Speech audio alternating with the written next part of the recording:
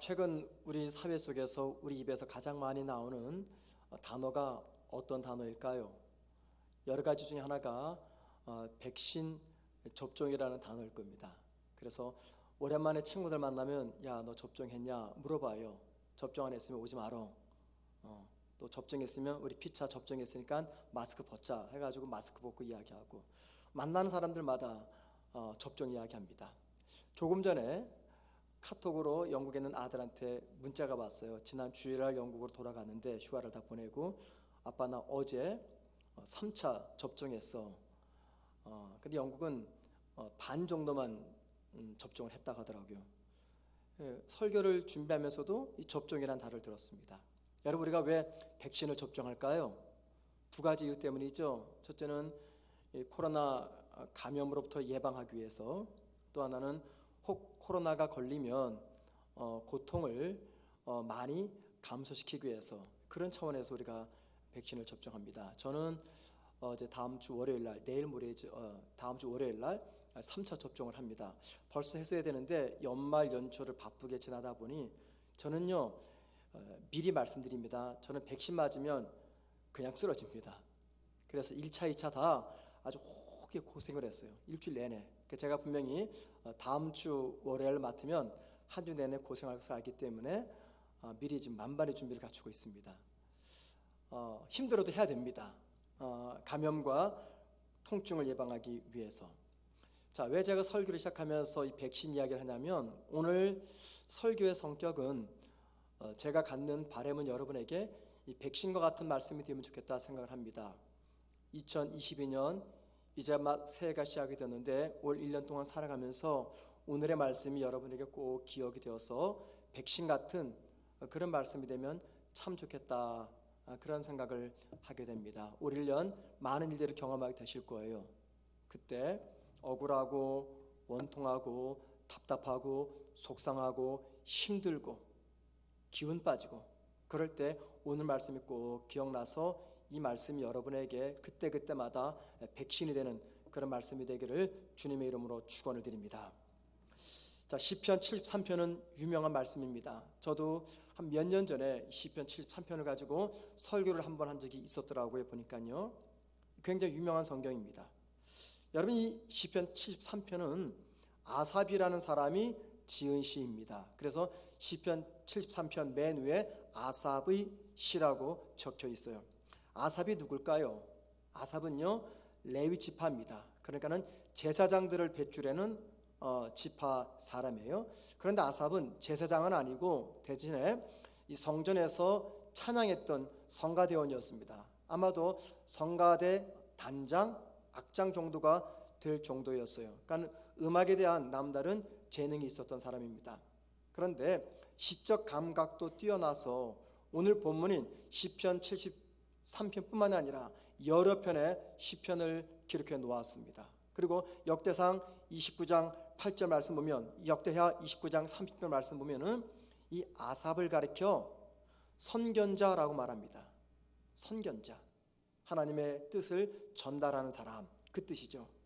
자, 그러니까는 아삽은요, 선견자로 불릴 정도로 믿음이 대단히 좋은 사람이었습니다. 다양한 재능도 있었습니다.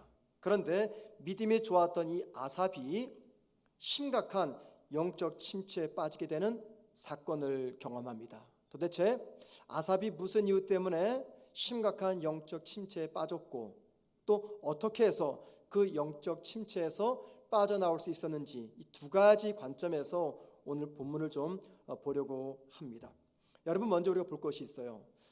시편 73편을 기록했던 아삽, 선견자라고 불렸던 아삽, 레위 지파로서 찬양대원이었던 아삽이 가지고 있었던 신앙관이 있었습니다.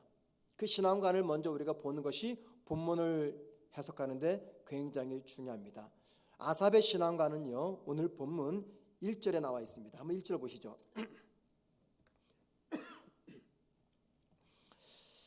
다 같이 읽겠습니다. 시작. 하나님이 참으로 이스라엘 중 마음이 정결한 자에게 선을 행하시나.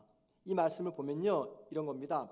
하나님은 마음 깨끗한 자, 거룩한 자에게 복을 베푸신다 그 뜻입니다.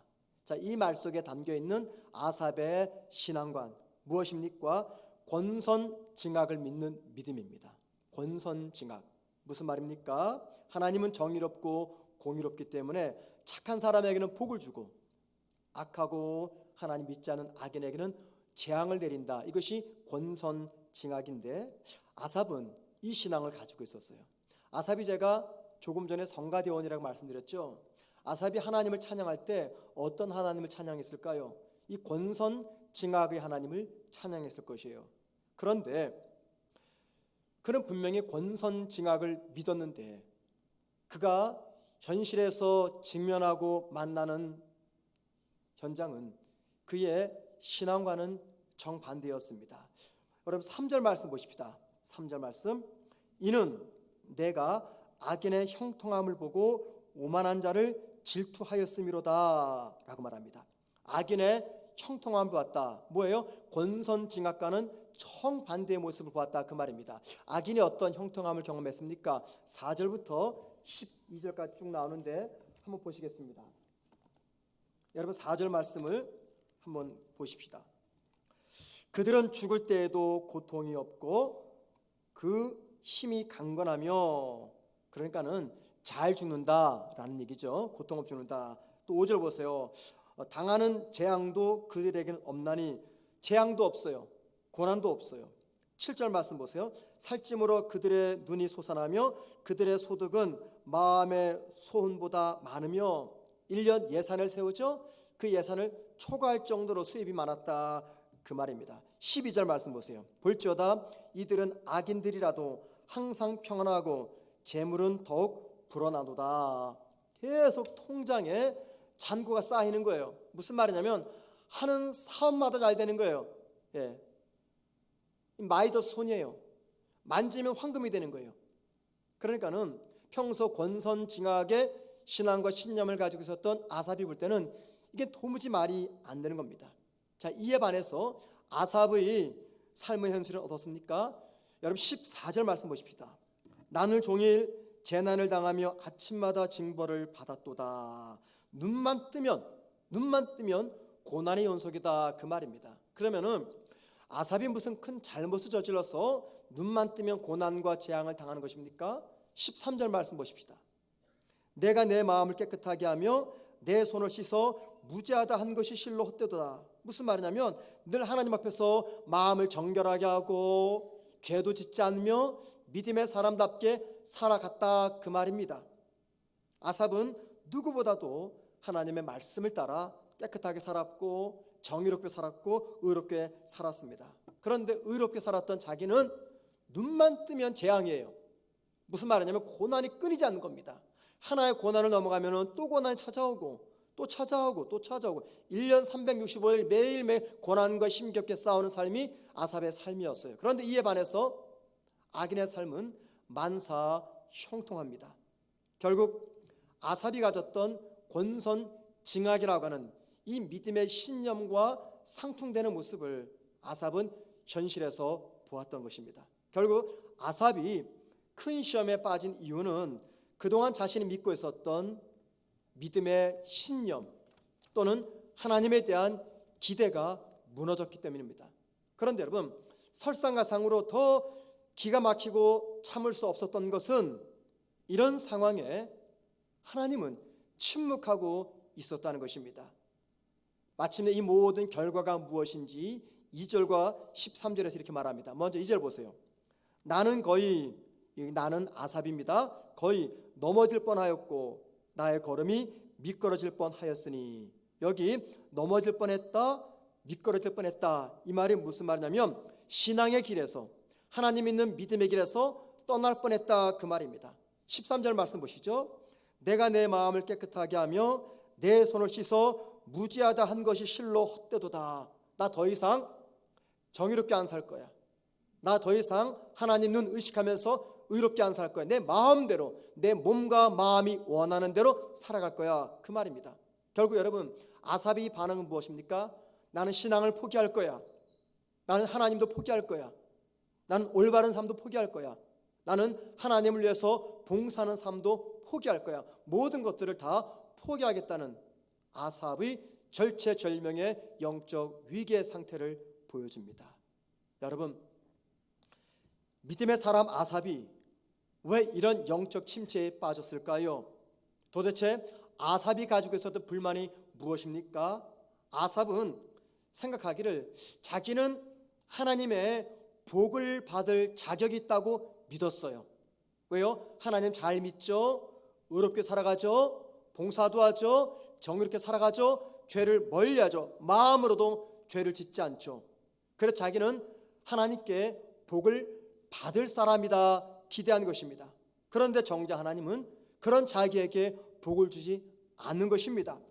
아삽이 영적 침체에 빠진 첫 번째 이유는요, 하나님 앞에서 자신의 공로를 내세웠기 때문입니다. 이게 대단히 중요합니다. 아삽은요, 자신의 삶이 자기 공로가 아닌 하나님의 은혜 속에 살아간다는 것을 잊고 있었습니다. 그래서 하나님의 은혜로 살지 않고 아삽은 그동안 공로주의로 살아온 것입니다. 여러분, 한번 생각해 보세요. 이 세상 누가 과연 전지전능하신 하나님 앞에서 나의 공로를 내세울 수가 있겠습니까? 여러분, 우리 그리스도인들은요, 어떤 경우에도 하나님 앞에서 나의 공로를 내세워서는 안 됩니다. 아삽뿐 아니라 우리 모두가 살면서 심각한 영적 침체에 빠지는 이유 중에 가장 심각하고 중요한 이유가 은혜가 아닌 공로로 살아간다고 생각할 때입니다.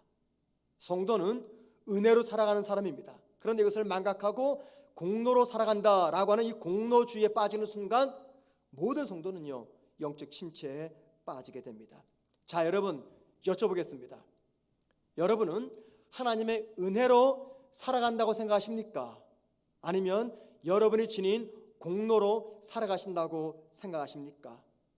만약에 은혜로 살아갑니다 라고 반응하면 그런 분에게 반드시 매 순간 나타날 반응이 있습니다. 그게 뭘까요? 감사입니다. 감사. 왜요? 은혜로 살아가는 인생이기 때문에. 은혜로 살아가는 인생이기 때문에 입에서 나올 고백은 뭐밖에 없어요? 감사밖에 없어요. 반대로 공로에 의해서 살아간다 생각하면 모든 것들을 어디에 비춰 생각할까요? 내 공로에 비춰서 생각합니다. 그래서 내가 누리는 것, 내가 얻는 것, 내가 즐기는 것, 이 모든 것들을 내 공로에 비추어서 생각하니까 이것은 감사가 아니라 뭐예요? 당연한 거예요. 당연한 것. 그리고 그 당연한 것들이 내게 주어지지 않거나 또는 어떤 이유 때문에 사라지게 되면은요, 아삽처럼 우리 모두도 분노하게 됩니다. 불평합니다. 굉장히 억울해합니다.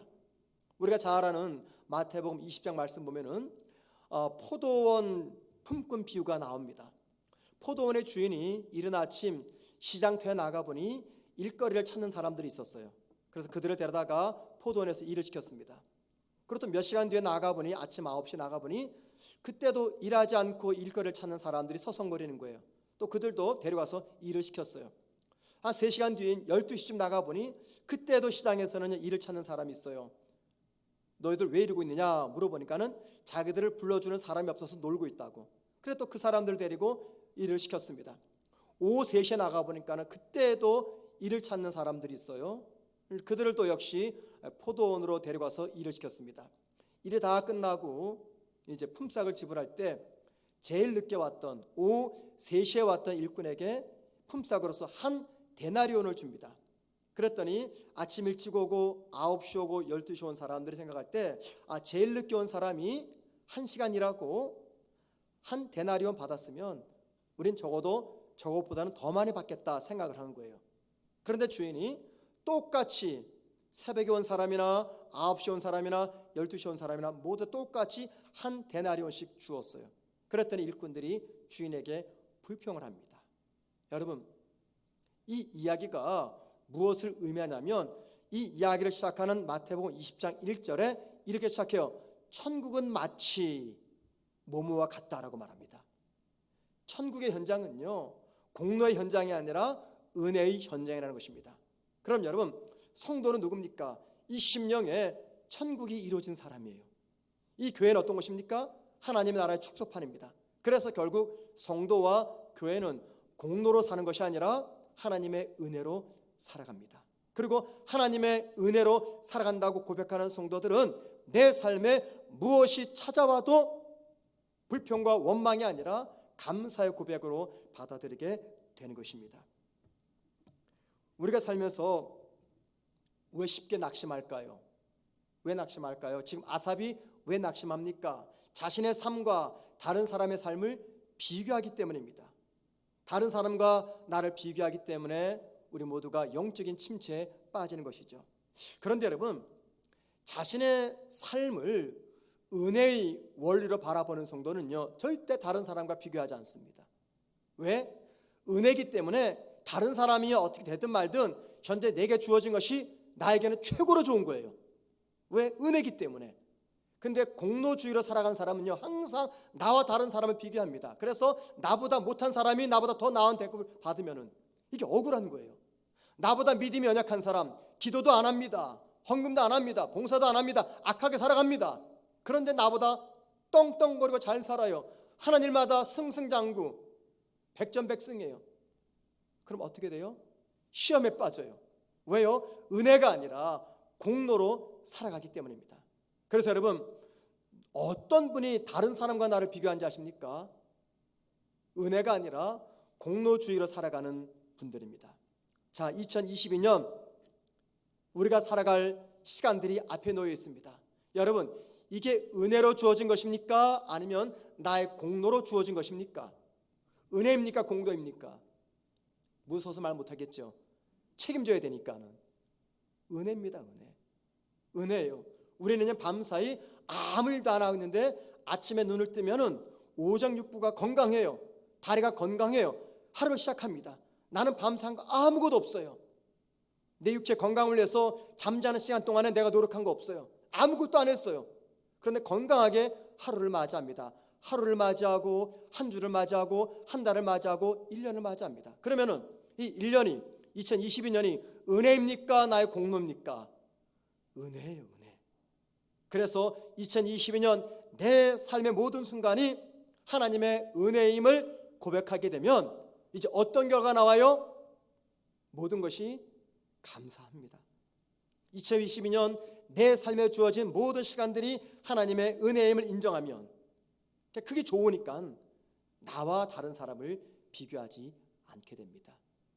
두 번째, 아삽이 영적 침체에 빠진 이유가 뭐냐면 하나님의 섭리에 대한 영적 무지 때문이었습니다. 하나님의 섭리를 바라보는 믿음의 눈이 가려졌기 때문이에요. 자, 여러분, 아삽은요, 하나님의 섭리를 바라보는 믿음의 눈을 잃어버리니까는 뭘 못 봅니까? 악인의 결말을 못 봐요. 의인의 결말을 못 봅니다. 그러니까는 당장 눈앞에 보이는 그 순간 때문에 힘들어하고 애통해하고 억울해하고 불평하고 원망하는 것이죠. 여러분, 하나님이 저나 여러분의 인생을 인도하실 때는요, 오늘 하루만은 절대 보지 않습니다. 하나님은요, 마치 하루살이 인생처럼 저와 여러분을 대우하지 않아요. 아주 오래전에 제가 아는 집사님의 자녀 중에 자폐아증으로 고생한 아이가 있었어요. 이 아이가 레고 만드는 것을 참 좋아했습니다. 가끔 그 집에 신방을 가게 되면 이 아이는 언제나 레고를 만들어요. 그럼 장난 삼아서 제가 그 아이랑 놀려고 그 아이가 열심히 만드는 레고 하나를 탁 빼버립니다. 그러면요, 난리가 납니다. 난리가 나, 울고불고 난리가 나요. 왜냐하면 자기 딴에는 어떤 계획과 의도를 가지고 복잡한 레고를 만들어 가는데 이 목사라는 작자가 와가지고 자기 계획을 흐트러버린 거예요. 그러니까 억울한 겁니다. 억울한 거예요. 여러분, 어린 아이들도 레고를 만들 때는요, 다 저마다 계획이 있어요. 다음에는 내가 이걸 껴야지, 그 다음에는 이걸 껴야지, 다 계획이 있어요. 하물며 레고가 아니라 하나님이 가장 사랑하시는 저와 여러분의 인생을 인도하시고 다듬어 가시는데 아무런 계획 없이 마치 하루살이 인생처럼 그날그날에 급급해서 저와 여러분들을 인도하시겠습니까? 우리는 오늘 하루를 보지만 하나님은 내 인생 전체 숲을 바라보십니다. 그런데 만약에 성도가 내 인생 전체 숲을 보고 인도하시는 하나님의 섭리를 바라보지 못하게 되면 오늘의 순간만을 가지고 하나님께 울고불고 따지고 원망하고 시험 들면서 스스로 모든 것들을 포기하는 절망의 상태로 빠지게 되는 겁니다. 우리가 그동안 기도했을 때 기도의 응답이 안 된 것이 많이 있어요. 분명히 나는 A라는 직장에 취직하는 것이 기도 제목이었어요. 그런데 하나님은 절대 그 문을 열어주지 않아요. 오히려 내가 전혀 생각하지 않았던 B라는 회사로 취직시켜버립니다. 나는 A라는 대학에 들어가는 것이 내 목적이에요. 그런데 아무리 노력해도 문이 안 열려요. 대신에 하나님이 내가 별로 좋아하지 않는 B라는 대학으로 보냅니다. 내가 사랑하는 여인이 있었어요. 이 여인과 정말 결혼하고 싶었는데 그래서 열심히 기도했는데 이상하게 그 여인과는 헤어지게 되고 전혀 예상하지 않은 다른 여인과 만나서 결혼하게 되었어요. 자, 여러분, 내가 원하는 것을 다 내가 놓쳤기 때문에 내 삶에 저주, 재앙이 찾아왔습니까? 내가 그토록 사랑했던 사람과 결혼하지 못하고 오늘 나의 배우자랑 살기 때문에 내가 지금 불행합니까? 요 대목을 참 조심스럽게 답하셔야 돼요. 예. 여러분 정말 그래요? 그때는 죽고 못 살죠. 그때는요 세상 무너진 것 같아요. 종말이 온 것 같아요. 그런데 시간이 지나면서 그때를 돌아보니까 뭘 확인하냐면 그때 그곳에 안 간 것이 내게 큰 은혜라는 거예요. 그때 그 사람과 결혼하지 않은 것이 내게는 큰 복이라는 겁니다. 제 삶에도 그런 순간들이 너무너무 많았습니다. 정말 가고 싶었던 곳인데 하나님이 막아버려요. 차단시켜버려요. 뺑뺑 돌게 하세요. 그런데 지금 와서 돌아보니까는 그때 됐으면 큰일 날 뻔했다. 하나님은 저와 여러분의 삶을 당신의 계획 속에서 이끌어 가십니다. 그런데 아삽의 문제는 바로 그 우리의 삶을 주관하시고 섭리하시는 하나님의 계획을 볼 수 있는 믿음의 눈이 가려진 것이에요. 자, 그렇다면 여러분, 아삽이 어떻게 해서 이 영적 침체에서 벗어날 수 있었을까요? 심각한 영적 침체에서 어떻게 벗어날 수 있었는가? 17절 말씀 보십시다. 한번 다 같이 17절 말씀 읽어봅니다. 시작. 내가 하나님의 성소에 들어갈 때야 그들의 종말을 내가 깨달았나이다. 하나님의 성소에 들어갈 때야, 이 말은요 들어갈 때 깨달은 게 아니라 정확한 번역은 하나님의 성소에 들어가서야 비로소 하나님의 성소에 들어가서야 비로소 그들의 종말을 내가 깨달았습니다. 그 말입니다. 자, 여러분, 그러면은 이 아삽이 들어갔던 하나님의 성소가 어디일까요? 보통 우리는 성전이라고 말할 겁니다. 그런데 이 하나님의 성소가 어디냐라고 하는 이 이견이 다양합니다. 그런데 여러분, 하나님의 성소를 장소적인 개념으로 생각하지 마세요. 하나님의 성소는요 하나님의 현존 앞을 말합니다. 하나님의 현존 앞. 그럼 여러분, 하나님이 성전에만 계십니까? 예배당에만 계세요? 아니죠. 하나님은요 안 계신 곳이 없어요. 그래서 하나님의 성소는 하나님의 현존입니다. 자, 그러면 여러분, 믿는 성도가, 저나 여러분이 하나님의 현존 앞으로 나아가는 최상의 방법이 무엇일까요? 꼭 예배당에 와야 됩니까? 꼭 기도원에 가야 돼요? 저와 여러분이 하나님의 현존 앞으로 갈 수 있는 최상의 방법, 다름 아닌 기도입니다. 기도. 우리가 기도한다는 것은 하나님, 내가 지금 하나님의 현존 앞에 서 있습니다, 그 말입니다. 식당 가서 아무리 복잡해도 식사를 할 때 기도하죠. 그 기도의 의미가 무엇입니까? 하나님, 내가 지금 식사하는 식당 자리에도 하나님은 계십니다, 그 뜻이에요. 그래서 성도가 하나님의 현존 앞으로 나아가는 최상의 방법은 다름 아닌 기도입니다. 그렇다면 성도가 하나님을 만나지 못할 곳은 아무 데도 없어요. 모든 곳에서 기도만 할 수 있다면 하나님의 현존 앞으로 나아갑니다. 아삽이 자기를 넘어지게 하고 미끄러지게 하는 영적 딜레마에서 빠져나올 수 있었던 방법은요, 하나님께서 아삽이 갖고 있는 이 궁금증을 풀어줄 때까지 하나님 앞에서 기도했던 것입니다. 기도. 자, 그렇다면 여러분, 아삽이 하나님의 현존 앞에서 기도함으로 무엇을 깨달았을까요? 두 가지를 깨닫습니다. 첫째는요, 18절 19절 보시죠.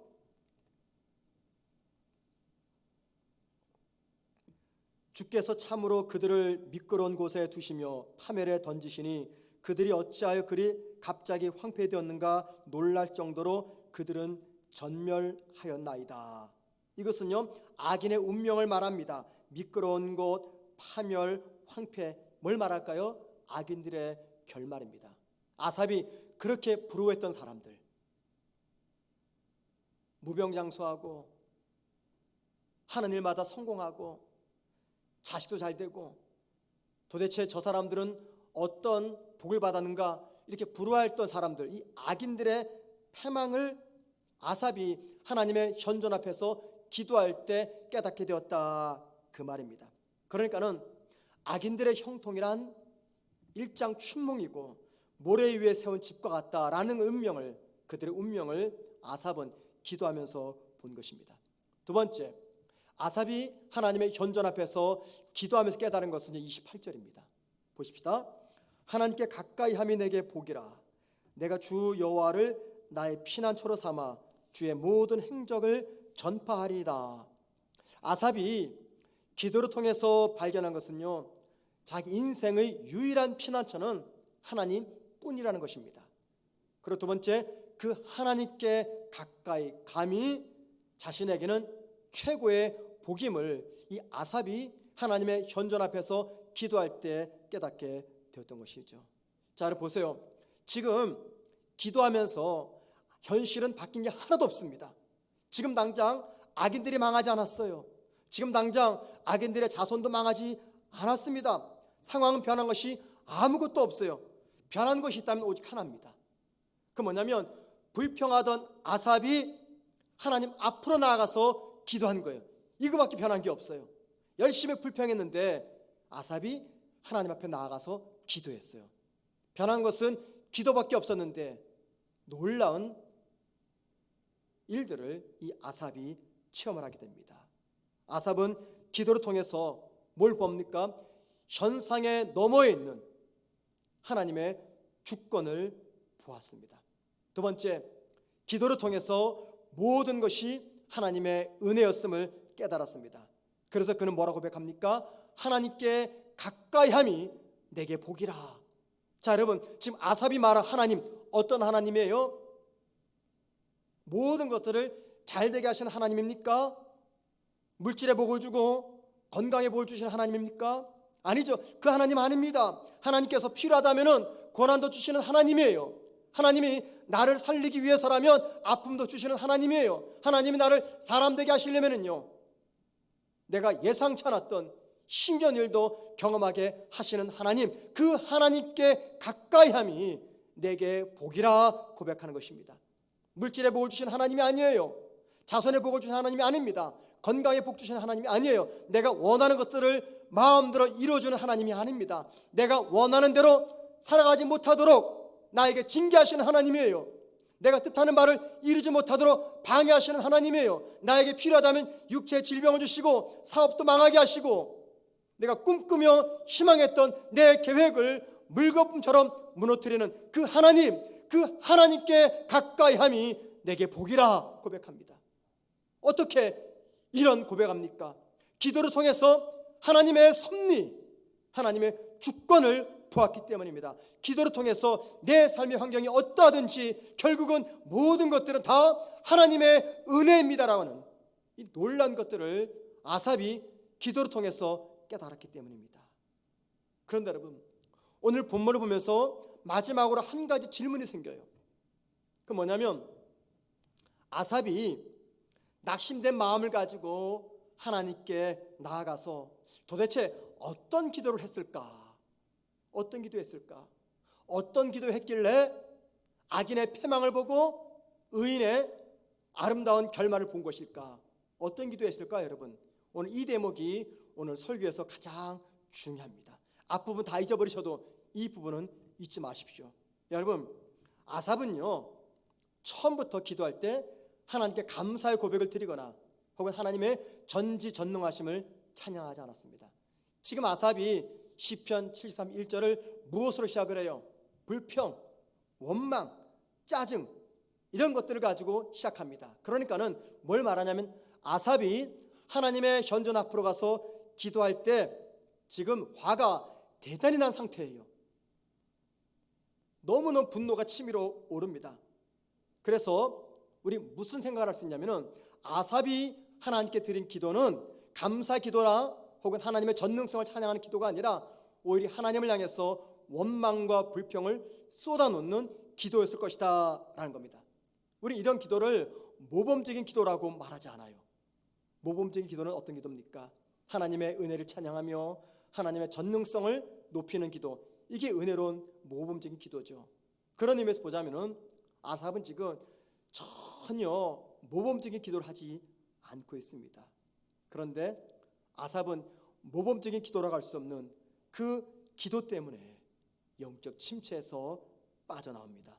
더 나아가서 의인과 악인을 대하시는 하나님의 지혜와 하나님의 섭리를 발견하게 됩니다. 아삽은 원망과 불평의 기도를 통해서 위기에서 벗어날 수가 있었다는 겁니다. 시편 73편은요 전체가 다 아삽의 기도입니다. 우리 이렇게 생각합니다. 어떻게 원망과 불평과 따지는 기도로서 은혜를 받을 수 있을까? 그렇게 생각을 합니다. 그런데 여러분 이렇게 생각하시면 돼요. 원망과 불평과 따지는 것을 누구에게 하느냐에 따라서 달라집니다. 아삽은 지금 누구에게 불평하고 원망하고 따지고 묻고 있습니까? 사람들이 아니죠. 누굽니까? 하나님입니다. 하나님. 아삽은 하나님 앞에 가서 원망하고 불평하고 따지고 묻고 있어요. 여러분 하나님께 원망하고 불평하고 따지고 묻는 것이 믿음 없다는 증거가 결코 아닙니다. 하나님을 떠난 것도 아닙니다. 오히려 하나님을 원망하고 불평하고 따지고 묻는 것은요 어떻게 해서든지 하나님 곁에 하나님 옆에 더 있고 싶어하는 기도자의 간절한 마음입니다.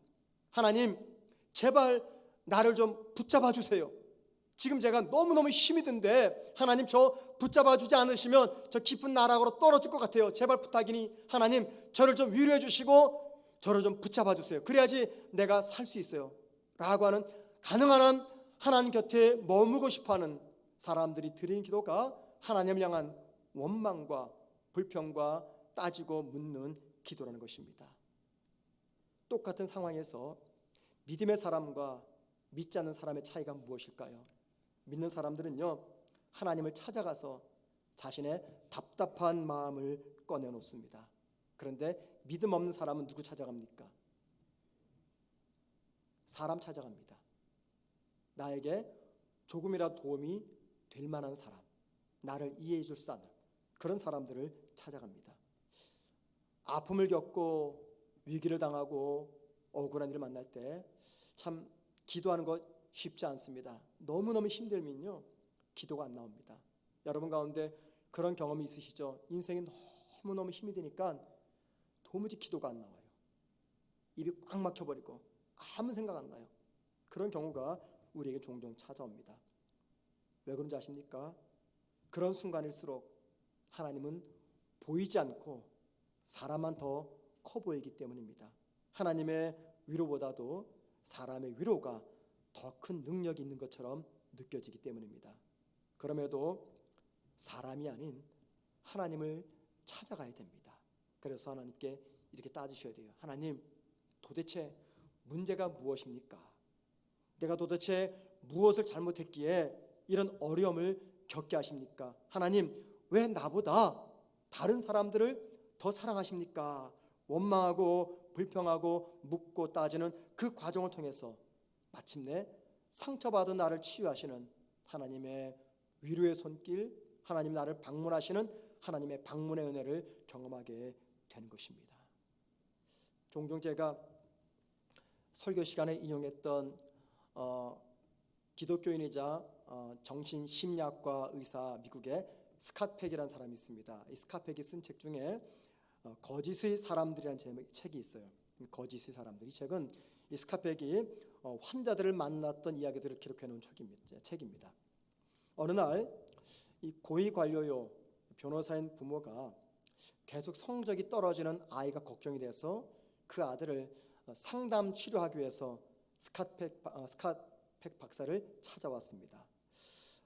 이 아이를 딱 만난 순간 스캇은 느끼기를 굉장히 우울한 아이구나 생각이 들었어요. 그래서 이런저런 대화를 나누는 중에 이 아이가 부모에게 받은 상처 있는 것을 발견합니다. 이 아이는 오랜 시간 동안 끊임없이 부모에게 제발 기숙사가 있는 학교를 보내달라고 부탁을 한 거예요. 그런데 부모는 아들의 요구를 들은 척도 하지 않았습니다. 그런데 이 아이는 자신의 바람과 달리 엉뚱한 학교로 보내는 그 부모의 결정에 일절 불평하지 못하고 순응을 했습니다. 스캇은 이 아이에게 이렇게 물었습니다. 태어나서 한 번이라도 부모님께 화를 낸 적이 없니? 한 번도 부모님께 화를 낸 적이 없니?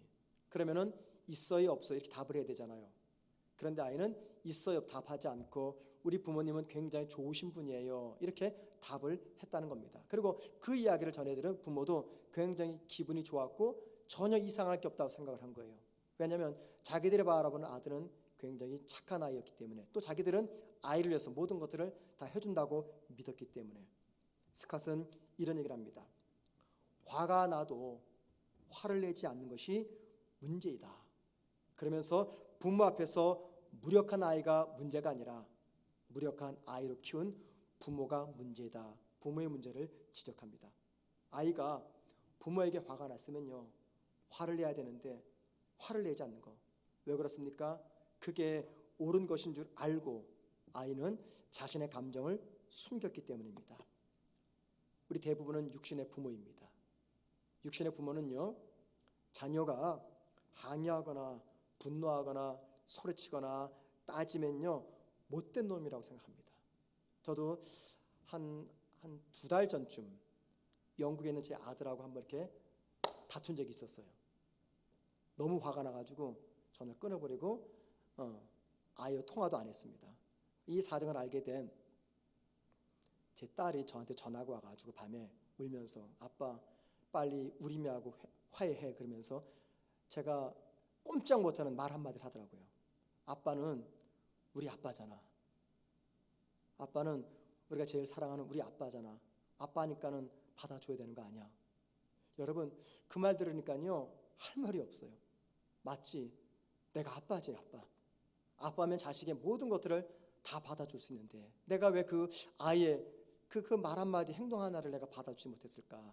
그 다음날 제가 영국에 전화해가지고 제 아들하고 화해를 했습니다.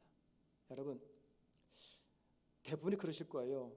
자녀들이 부모에게 따지거나 소리치거나 대들면 버르장말이 없는 놈, 내가 헛키웠다, 이렇게 하면서 굉장히 서운해하고 울면서 분노합니다. 그런데 여러분 우리 하나님 어떠실까요? 저와 여러분이 하나님께 따지고 항의하고 원망하고 절규하고 하나님 어떻게 저와 여러분의 이 모든 말들을 받아주실까요? 하나님은 아빠로서 우리의 모든 분노, 원망, 투정, 불평 다 들어주실 겁니다. 그런데 우리는 경건이라는 미명하에 또는 믿음이라는 미명하에 하나님을 엄격하고 까다로운 하나님으로 만들어 놓았어요. 그리고는 하나님께 일절 따지지 못하고 항의하지 못하고 불평하지 못합니다. 그게 신앙이라고 믿고 있어요. 그런데 여러분 아닙니다. 우리가 다른 사람에게는 못해도 하나님께는 원망하셔야 됩니다. 왜요? 왜 우리가 하나님께 항의하고 원망하고 따지고 분노합니까? 왜 그래요? 이유는 하나입니다. 하나님이 우리의 아빠이기 때문에. 프랑스 파리에 가면 제1장로교회라고 하는 교회가 있어요. 제가 오래전에 이 교회 담임 목사님과 목회자 수련회 가가지고 며칠 동안 한 방을 쓴 적이 있었습니다. 이 교회는요, 프랑스어를 사용하는 그 아프리카 나라를 선교하기 위해서 온 교회가 왕성하게 매진하는 교회입니다. 제가 그 목사님께 물었어요. 목사님, 도대체 목사님과 목사님의 교회는 무슨 이유 때문에 이렇게 불어권에 있는 아프리카 나라들을 선교하기 위해서 최선을 다합니까? 제가 볼 때는 교회가 다 미친 것 같아요. 그분이 자신의 경험담을 이야기해 주었습니다. 이 교회는요, 본 교회가 없습니다. 미국은 어떨지 몰라도 영국의 유럽의 대부분의 한인교회는 그 나라 현지 교회를 빌렸습니다. 한 2시간, 3시간. 그 교회도 자기 교회가 없기 때문에 프랑스인의 교회를 빌려 쓰다가 어느 날 교회가 너무나 지저분해가지고 교회를 대청소하는 날이었대요. 이 목사님이 높은 사다리를 올려놓고 꼭대기에 올라가가지고 교회 구석구석 이 거미줄을 털고 있었어요. 그러다가 그만 거기서 떨어지고 말았습니다. 어떻게 되겠어요? 무릎의 뼈가 완전히 박살이 나고 어깨뼈가 다 나간 거죠. 자, 여러분, 이럴 때 어떤 기도가 나올까요? 이분은 오랫동안 병상에서 누워 있었다고 합니다. 그러면서 매일매일 하나님께 따지고 원망하고 그랬대요. 왜냐하면 사실 여러분 미국은 그래도 교민이 많아서 괜찮은데 유럽 같은 데는요, 영국이나 프랑스, 유럽은요 한인 교민이 없기 때문에 목회자들이 너무너무 어려워요. 사실 거기가 선교지입니다. 또 거기에는 한인들이 예수를 잘 믿을 수밖에 없는 환경이에요. 그런데 목회가 이 이민 목회라고 하죠. 외국에서 목회하는 목회가 너무너무 힘이 들어요. 언젠가 우리 강용준 목사님이 그런 얘기를 하더라고요. 그 황소 알죠? 소들에게 너 이민 목회할래? 그러면요 눈물을 뚝뚝 흘리면서 운다고 합니다. 그만큼 힘든 게 이민 목회예요. 제가 9년을 했잖아요. 너무너무 고생인 거죠. 그런데도 한 영혼을 위해서 목회자 부부가 모든 걸 헌신하는 것이 이민 목회입니다. 그렇게 목회하면서 여기까지 왔는데 하나님이 이 목사님을 불구로 만들어 놓은 거예요. 그러니 여러분, 이때 무슨 기도가 나오겠어요? 원망, 불평, 따지는 기도, 섭섭한 기도, 이것뿐이죠. 오랜 시간 동안에 이 다 부서진 몸이 회복될 정도로 얼마나 긴 시간이 걸렸겠어요. 그 오랜 시간 병상에서 목사님은 입만 열면 그냥 쇳따지라면 하나님 앞에 막 주먹질하면서 그렇게 기도를 하면서 하나님과 싸웠다고 합니다. 그런데 어느 날 문득 한참을 그렇게 따지고 있는데 갑자기 뇌리에 스치는 게 뭐냐면 바로 이 불어권을 프랑스어를 사용하는 아프리카에 대한 선교, 이게 딱 떠오르더래요. 그때부터 이 목사님은 그것이 평생 목회 비전을 삼고 교회가 지금도 아프리카 선교를 해서 달려간다는 그런 이야기를 제가 들었습니다. 여러분, 2022년 하나님을 믿는 내 삶에 불신자들은 겪지 않을 어려움이 찾아오고 그로 인해서 많이 힘들고 어렵고 평안도 사라지게 될 것입니다. 내 나름대로 최선을 다해서 하나님을 사랑하며 봉사하며 어떻게 해서든지 믿음으로 살아보려고 애쓰고 힘쓰고 수고하는데도 나의 노력을 몰라준 채 하나님은 자꾸만 내 삶에 고난과 아픔을 주시는 것만 같습니다. 삶이 뜻대로 되지 않으니까 믿음으로 사는 것이 도대체 무슨 의미인가 하는 생각도 하게 됩니다. 무엇보다도 내 삶의 전부이며 희망인 내 자녀가 다른 집 자녀들보다 더 일이 안 풀릴 때 눈물 흘리면서 내가 믿는 하나님을 향해서 원망하며 따지고 싶을 때도 종종 많습니다. 넉넉하지도 않은 가운데 한 번도 빠짐없이 11조를 드리고 몸이 아무리 피곤해도 새벽 기도회, 금요 기도회, 주일 예배를 빠진 적이 없고 교회가 요구하는 모든 봉사들을 다 감당하는데도 고난이 떠나지 않고 질병이 찾아옵니다. 그런데 하나님 믿지 않는 악하게 살아간 사람들은 무병장수하고 승승장구합니다. 이런 상황에서 우리에게 어떤 생각이 찾아올까요? 내가 예수를 믿는 의미가 무엇인가? 하나님이 살아계시다고 한다면 어떻게 일들을 이렇게 만들어 가시는가? 내가 하나님 믿으면서 양심을 지키며 사는 것이 도대체 무슨 의미인가? 이 땅에서는 눈만 뜨면 고난인데 죽어서 가게 될 천당이 무슨 소용인가? 그래서 마침내 신앙도 포기하고 하나님도 포기하고 봉사도 포기하고 싶은 것이 솔직히 저와 여러분의 마음입니다. 바로 이것이 아삽의 고민이었고 바로 이것이 우리들의 고민이기도 합니다. 그리고 2022년 살면서 우리가 경험하게 될 문제들입니다. 이때 우리가 가장 잘 해야 될 게 무엇입니까? 사무엘의 엄마 한나처럼 하나님 앞으로 나아가서 내 마음에 담긴 속상함, 원통함, 서러움, 삶의 궁금증들을 다 드러냈고 따지고 묻고 항변하고 불평하면서 기도를 하는 것입니다. 하나님 앞에서 속상한 내 감정을 숨기지 마셔야 됩니다. 하나님의 섭리가 이해되지 않고 믿음으로 살아가는 내가 고난당하는 것이 이해가 되지 않을 때 그 감정을 숨기지 말고 따져야 됩니다. 나에게 시련을 허락하시는 하나님께 하나님 도대체 왜 이러십니까? 항의하는 것, 이건 자연스러운 것이고 이것은 신앙의 또 다른 모습입니다. 왜냐하면요, 하나님이 아니면 달리 어찌할 수 없기 때문에 하나님께 따지는 거예요. 궁극적으로는 하나님이 내가 품고 있는 이 속상함, 원통함을 풀어주실 유일한 분임을 알기 때문에 하나님께 나아가서 따지고 묻고 항변하고 있는 것입니다. 그래서 여러분, 하나님을 신뢰하지 않는다면요, 하나님께 항의하지도 않고 불평하지도 않습니다. 그래서 하나님을 향한 성도의 불평과 원망은요, 신앙의 또 다른 모습입니다. 경건과 신앙을 가장해서 눈물을 흘리지 않는 것은요, 우리 눈물을 닦아줄 하나님의 은혜를 차단하는 불신앙입니다.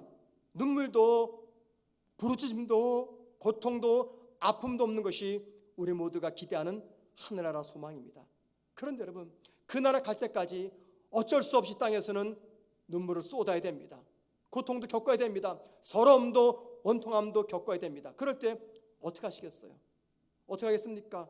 슬프면 슬프다고, 속상하면 속상하다고, 억울하면 억울하다고, 약이 오르면 약이 오르다고 그대로 내 감정을 숨기지 말고 하나님께 토해내는 것, 그게 바로 하나님께서 저와 여러분에게 2022년 기대하시는 믿음의 자세라는 것입니다. 여러분, 2022년 하나님의 현존 앞으로 나아가십시다. 아름답고 유창한 기도 못해도 괜찮아요. 하나님의 능력을 찬양하지 못해도 괜찮아요. 내 마음에 담긴 속상함, 원통함, 서러움, 이런 것들만 쏟아내도 괜찮습니다. 그 과정을 통해서 내 삶을 주관하시는 하나님의 섭리와 마침내 궁극적으로 하나님께 가까이함이 내게 복이다 라는 고백을 하게 만드실 겁니다. 2022년 우리 모두가 다 최선을 다해서 하나님의 현존인 하나님의 성수 앞으로 나아가는 우리 모두가 되기를 주님의 이름으로 축원을 드립니다.